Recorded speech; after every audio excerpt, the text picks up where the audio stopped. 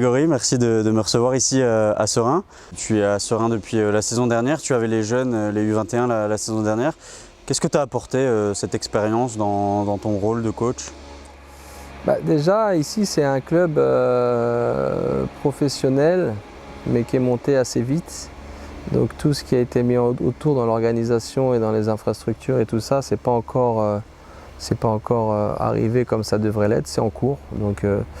Et donc je suis arrivé l'année dernière avec une équipe où on devait s'entraîner en fin d'après-midi et soir, donc souvent nuit parce qu'en hiver il fait nuit très tôt comme partout.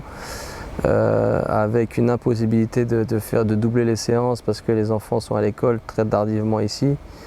Et comparé en France où c'est plutôt réglé et structuré dans les clubs professionnels avec des études bien ficelées, avec des créneaux horaires bien ficelés aussi.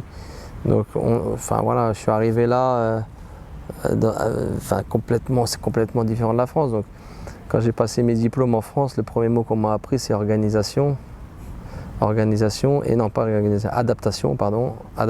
organisation après. Donc j'ai dû m'adapter à toutes les contraintes qu'il pouvait y avoir ici. Et contraintes footballistiques aussi, contraintes de penser du football ici qui est différent qu'en France. Je ne dis pas qu'en France c'est mieux ou ici c'est pire, c'est pas ça que je dis que c'est différent. Et donc on doit s'adapter à tout ça et donc j'ai mis un peu de temps, puis après ça a roulé. Parce qu'eux aussi ils ont dû s'adapter un peu à ce que moi je demandais, donc moi je m'adaptais à ce qui se passait ici et à eux, et puis eux s'adaptaient à ce que je cherchais dans le football. Donc, il a fallu un laps de temps, par contre la deuxième partie de saison a été très très bonne nous concernant. Maintenant tu as un rôle d'adjoint cette saison aux côtés de José Jeunechamp. Je te vois pas mal sur le terrain, tu es vraiment proche des joueurs. Qu'est-ce que tu penses que ça peut t'apporter ce rôle qui est quand même différent du rôle d'entraîneur principal?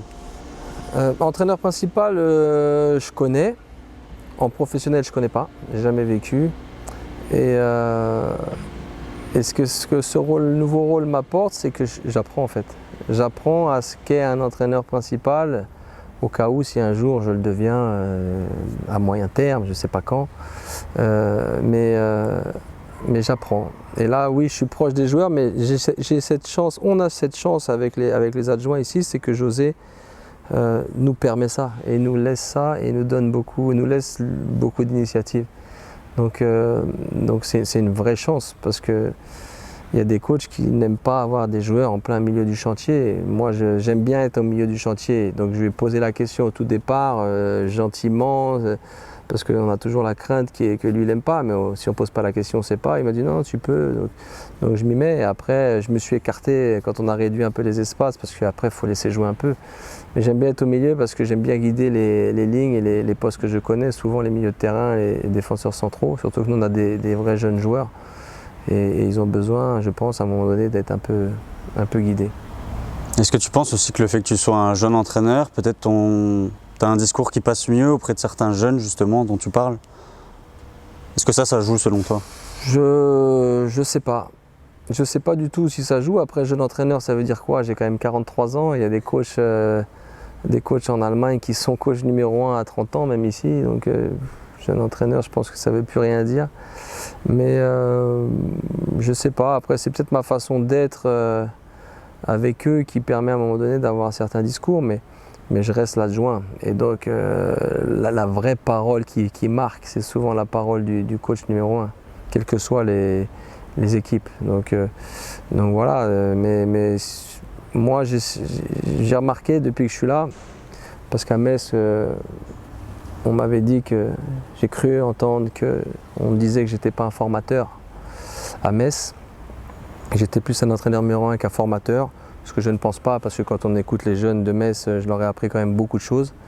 Mais ici, je vois qu'avec les professionnels, mon rôle premier, c'est d'être formateur en fait, parce que le coach numéro 1 il est là avec son schéma tactique, tactiquement les déplacements, ce qu'il recherche, tout ça, et moi je suis là pour leur dire comment pouvoir faire les choses le plus rapidement possible, ce que demande José, et pour ça l'orientation des épaules, de quel pied on doit jouer, et tout ça c'est de la formation, donc je pense que c'est pas je pense, et je suis sûr, il y a un joueur qui m'a dit que je leur apportais beaucoup parce que je pense qu'ils ont rarement entendu le discours que je leur dis. Donc de quel pied il faut jouer, et les mecs ils vont dire on va jouer de notre bon pied, alors que non, ça veut rien dire. Quel pied il faut jouer, ça dépend d'où est l'adversaire, comment tu orientes les épaules pour aller le plus vite possible, comment faire pour faire les passes qui partent vite et qui s'arrêtent, et d'autres passes qui doivent aller très loin. Voilà, tout ça c'est des trucs de formation. C'est des trucs de formation, donc je suis adjoint professionnel et je fais essentiellement des trucs de formation. Donc quand on a dit à Metz que j'étais pas un formateur, ceux qui ont dit ça, je peux leur dire qu'ils se sont trompés. Et on te disait que tu étais plus un entraîneur numéro 1. C'est ton objectif, parce que là tu pars pour 2 ans avec ton diplôme en Belgique. C'est ton objectif de devenir numéro 1 d'ici 2 ans? Peut-être à Metz d'ailleurs? Non, c'est un objectif d'être numéro 1 un jour. Après, d'ici 2 ans, non. Après mon diplôme ici, j'aurai la réponse seulement en janvier si je suis accepté dans la session. Après, si José il est encore là et parce que ça se passe très très bien avec lui, donc pourquoi vouloir passer le numéro 1, prendre sa place, tout ça? Non, non, je ne suis pas là-dedans. J'ai mon diplôme et si un jour il arrive quelque chose à moyen terme, à long terme, même si je peux avoir un jour une expérience, mais là à court terme, j'ai pas spécialement pas l'envie, j'ai pas spécialement le besoin et même l'envie de faire ça. Je suis bien avec José, il m'a permis lui d'être là adjoint, donc je vois pas pourquoi je voudrais tout de suite. Non, non, je suis très bien à ce poste-là. Et puis je continue à apprendre à ses côtés et puis j'apprends beaucoup de choses. Donc tu n'es pas pressé d'être numéro 1. Est-ce que dans ta progression alors, peut-être ensuite être adjoint au FC Metz en Ligue 2 ou en Ligue 1, c'est quelque chose qui te tente ça aussi? En tant que joueur et entraîneur, je pense la même chose. Donc quand j'étais en Ligue 1 à Caen et que Metz est descendu en National et que Caen ne me garde pas, ma première idée est retour à Metz. Je ne voulais pas aller dans un club, me réadapter à quelque chose et tout ça. Donc ma première idée. Et quand je suis entraîneur, je pense la même chose. Maintenant, je suis arrivé à Serein, mais c'est le club qui appartient à Metz. Et mon idée est toujours d'être dans un club que je connais. Donc si un jour je termine mon contrat ici et que Metz ne me reveut pas ici, ok, on devra trouver quelque chose d'autre. Mais mon idée première est quand même d'être dans un club que je connais. Donc ici, Metz, Caen, ça reste des clubs que je connais. Et mon truc aussi, c'est de pouvoir être, parce que je trouverais ça génial, un jour numéro 1 du FC Metz. Ça voudrait dire que l'enfant sorti du cru, qui est passé professionnel, capitaine, puisse revenir un jour entraîneur numéro 1 ou même numéro 2, c'est pas grave. Mais moi, dans la boucle et dans l'image que ça peut apporter au club, je trouve ça bien. Mais il n'y a pas que moi, il y a Sylvain Marchal aussi, il y a d'autres personnes qui peuvent prétendre à ça. Et donc, dans mon idée, si vraiment un jour, oui, Metz adjoint ou quoi, ouais, bien sûr. Même s'il n'y a pas d'adjoint et un jour plus tard, si j'ai plus de contrat ici, repasser au centre de formation, ça ne me dérangerait pas parce que Metz, pour moi, c'est Metz. Voilà, c'est au-dessus de tout? C'est au-dessus de tout, ouais. C'est au-dessus de tout. Pour moi, Metz, c'est au-dessus de tout. Ils m'ont permis de vivre de grandes émotions. La ville, j'ai mes enfants ici. Voilà, le FC Metz, et c'est pour ça que l'année dernière, des fois, j'étais fâché et que c'est vrai qu'il valait mieux pas m'interviewer à ce moment-là. Parce que pour moi, les valeurs du FC Metz ont été ternies l'année passée. Et voilà. Donc là, on repart de l'avant, c'est nickel, le FC Metz va bien, ça fonctionne, tout est mis en place, allez, c'est bien, allez, pourvu que ça dure. Mais je ne veux pas qu'on manque de respect à ce club, je ne veux pas qu'on manque de respect aux valeurs et aux gens qui ont eu un passé dans ce club. Quand on a vu le film qui a été fait sur le FC Metz, on voit que nos anciens à nous, ils faisaient la guerre, ils sont passés en Allemagne, ils sont revenus en France, et après ils étaient dans la mine, ils venaient s'entraîner. On ne peut pas cracher sur ça. On ne peut pas cracher sur ça. Et je pense que les valeurs du FC Metz, c'est ça. Et donc ces valeurs-là, il faut qu'on les garde. Et j'autorise personne à ternir ces valeurs-là. Et je pense que l'année dernière, on les a un peu ternies. Tu es aussi vétéran, tu joues avec les vétérans au FC Metz, donc tu es vraiment t'es passé par toutes les strates. En parallèle de ça, tu avais également été joueur amateur la saison dernière du côté de Saint-Julien. C'est quoi qui t'a motivé à rechausser les crampons dans un niveau plus relevé peut-être que celui de vétéran?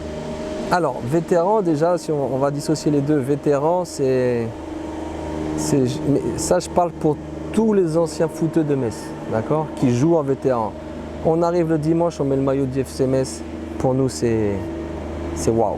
Voilà, même si c'est en vétéran, pour nous, c'est extraordinaire et c'est ce qu'on veut, venir jouer avec ce maillot. Et on a nos noms sur le maillot. Enfin, pour nous, ça revient à la question précédente. Jouer avec le maillot du FC Metz, c'est extraordinaire. Voilà. Et nous, même des fois, j'étais blessé, les mecs sont blessés, mais ils veulent porter ce maillot, ils veulent jouer quand même encore.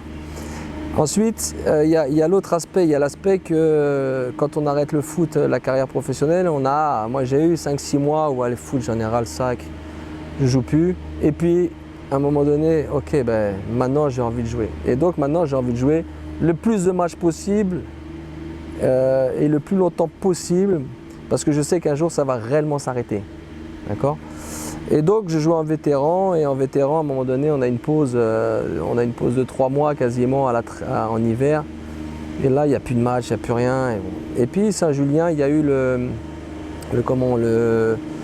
Covid et puis le pass vaccinal. Le pass vaccinal, où les gens étaient obligés d'être vaccinés pour jouer. Et là, ils se sont retrouvés en galère avec. Donc ils m'ont demandé, moi, mon fils joue à Saint-Julien. Donc ils m'ont demandé si je voulais bien jouer pour les aider en nombre. Et voilà, donc moi ça me permettait de continuer à jouer en mettant bien la priorité FC Metz, donc ils sont au courant que la priorité pour moi ça reste les vétérans du FC Metz. Mais ça me permettait de rejouer en R2, c'est un truc, voilà, c'est un truc qu'on aime bien, nous, se mettre un peu en difficulté et tout ça. Malheureusement, j'ai joué, le peu de matchs que j'ai joué, à chaque fois j'avais un pépin. Tendons, cuisses, tout ça, parce que si je joue ici avec un gars ici, des vétérans ici à Serein aussi de temps en temps. Donc voilà, c'est l'idée de faire le plus de matchs possible sans se prendre la tête et de rentrer dans une vraie compétition plutôt intéressante. Et je crois savoir que tu vas peut-être signer à Saint-Julien cette saison. Au début, je m'étais dit je veux pas rejouer parce que j'avais arrêté pour une raison, voilà, je ne vais pas citer, mais. Et je dis je vais vraiment me consacrer aux vétérans parce que moi la priorité ça reste les vétérans.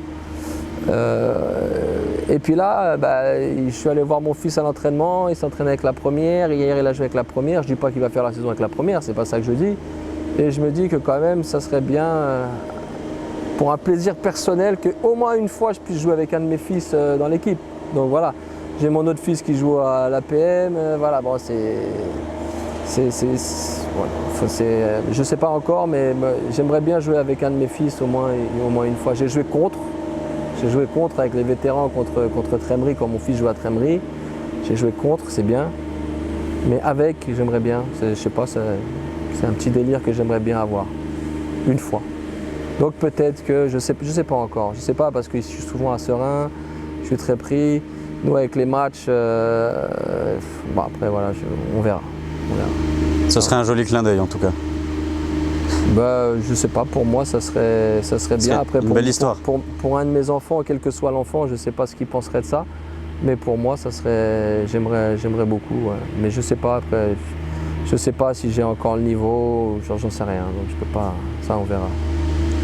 Très bien. Merci Grégory d'avoir pris le temps Merci à toi d'être venu jusqu'ici. de répondre à ces questions. Ouais, il y a un petit peu de route. Il y a un petit peu de route, ouais. Merci beaucoup.